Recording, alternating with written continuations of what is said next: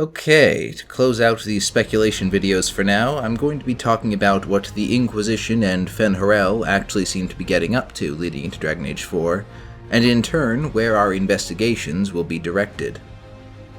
We know from Trespasser and Tevinter Knights that the Inquisition is actively working to investigate Fen'Harel and his agents, such as in the Tevinter Knights short story The Dreadwolf Take You, where Charter seeks cooperation from covert organizations across Thedas to share information.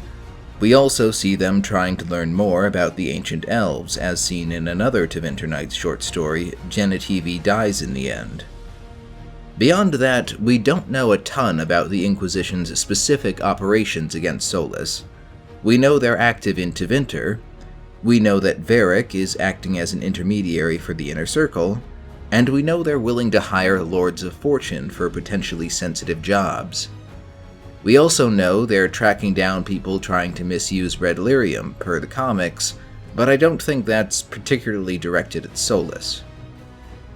Obviously, we know the Inquisition will probably continue to act covertly against Solas, so the more interesting question is what he's up to. The closest thing we have to concrete information about this comes from the account of the Mortalitassi in The Dreadwolf Take You. In the story, she participated in a ritual that would have influenced the spirits of the Fade on a vast scale against the Qunari. Fen'Harel apparently took exception to this and made an appearance as a giant wolf to end it. The Mortalitassi speculates that Fen'Harel viewed this as a disruption of his own plans, that he intended to influence or persuade the spirits toward his own goals. Actually binding spirits and bending them to his will would be rather out of character for Solas, but I could see him deciding it was one of those things that needed to be done. At the end of the day, though, what exactly he hopes to achieve by this is a mystery. However, Solas seems keenly interested in the catalyst for this ritual, the Red Lyrium idol retrieved from the Deep Roads in Dragon Age 2. This idol has shown up in the earliest teasers for this game, but we still don't really understand its significance. Let me walk you through what's happened with the idol since Dragon Age 2. Sometime after Varric became Viscount of Kirkwall, a Dalish elf showed up in the city and paid the Carta to help them extract the idol from Meredith's petrified body. This they did, but instead of him taking it, the idol was ultimately sold to a representative of the Tevinter House Kintara. Ironically, House Kintara had been subverted by agents of Fen'Harel, but due to compartmentalization of information, they did not understand the value of what they held or that the Dreadwolf wanted it. They simply treated it as another magical artifact to be sold for information, and so the idol was sold to House Denarius. I won't get too deep into the details of what happened to House Denarius in the comics, but we know a mage named Tractus escaped with the idol, and it is apparently here that Solas started taking a personal interest. Tractus took the idol to the Mortalitassi and urged them to use it against the Qunari. It's possible that Fen'Harel showed up to disrupt the ritual more because of the idol than the ritual itself. I'll note here that Fen'Harel refers to the idol as my idol, and accuses the Mortalitassi of threatening all creation by using it carelessly. To me, this suggests that, like the focus Corypheus used, the idol is another ancient weapon created by Fen'Harel. I want to draw some attention to this old promotional art. In my old analysis video of this, I noted that the circle around the idol in this mural has 7 half circles on its exterior. 5 are dark, 2 are light, which happens to match up with the number of old dragon gods dead and alive. I had thought they contained the idol somehow, given this image, but perhaps the idol actually draws its power from the old gods. Just something to think about. In any case, one of the Mortalitassi was able to flee with the idol. At this point, we're relying on the account Solas provided while impersonating an Orlesian bard, so we should take all this information with a grain of salt. Apparently, the idol resurfaced at an auction run by Xenon the Antiquarian, during which both the Qunari Ben Hazrith and the Tevinter Sicarii arrived to steal it before Solas himself appeared to take it, those two being the spy services of their respective factions. This, I think, is where Solas is lying. When he tells this story, the Mortalitasi makes a point to mention that the Sicarii turning tail and fleeing is extremely out of character for them. Solas would have us believe that they failed in their mission and he possesses the idol now, but what if they succeeded? What if the reason the Sicarii ran was because they had secured the prize? Solas wants the Inquisition to stop looking for it and is laying a false trail so he can search for it at his leisure. Now I need to draw attention to the various glimpses we've gotten of this red lyrium and corruption-infested region.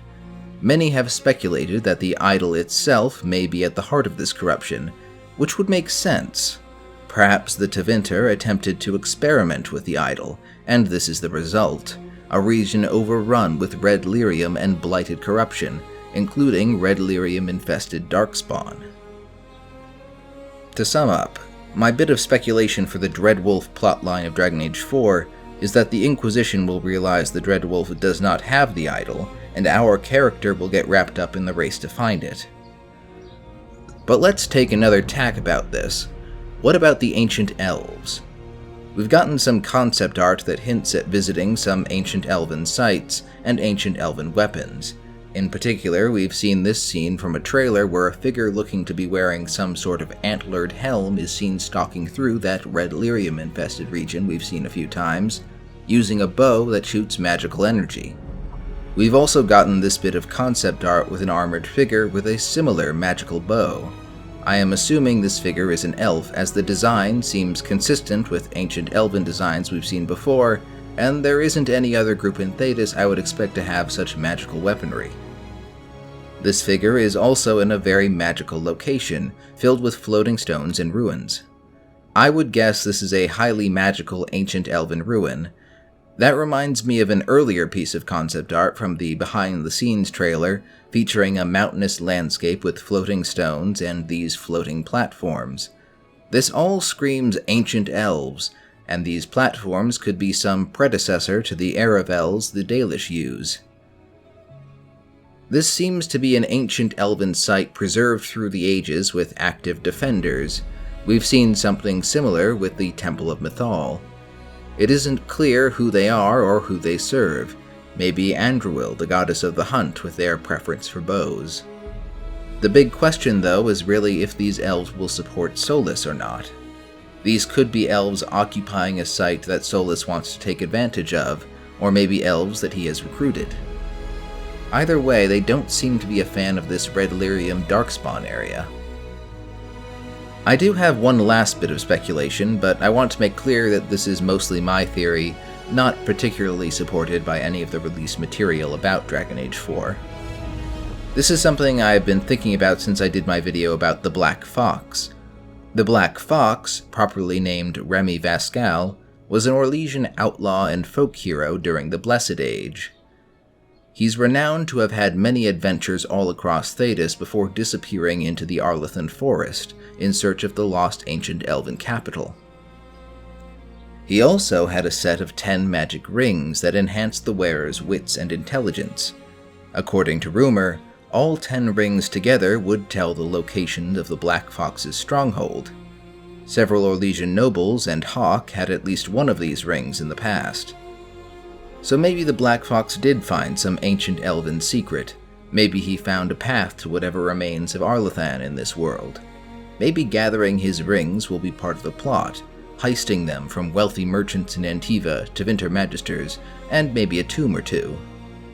Then once we have them, we'll get access to his stronghold, where we'll find something that will help us access some ancient elven artifact or location, perhaps the very area we just talked about. The involvement of the Black Fox is, again, just my bit of speculation. For now, that's as far as I'll speculate about the Dreadwolf's plans. I'll just reiterate, We know he ultimately wants to bring down the Veil and neutralize the Evanurus somehow, but exactly what form that plan will take, I don't rightly know. Just that it will involve the idol, which I don't think he has yet, and the ancient elves may be involved somehow, but we don't know if they are in support of or against Solas. And maybe the Black Fox will crop up in this. Who knows? For now, that's all. Leave a comment to let me know what you think of the idea, and have a good day.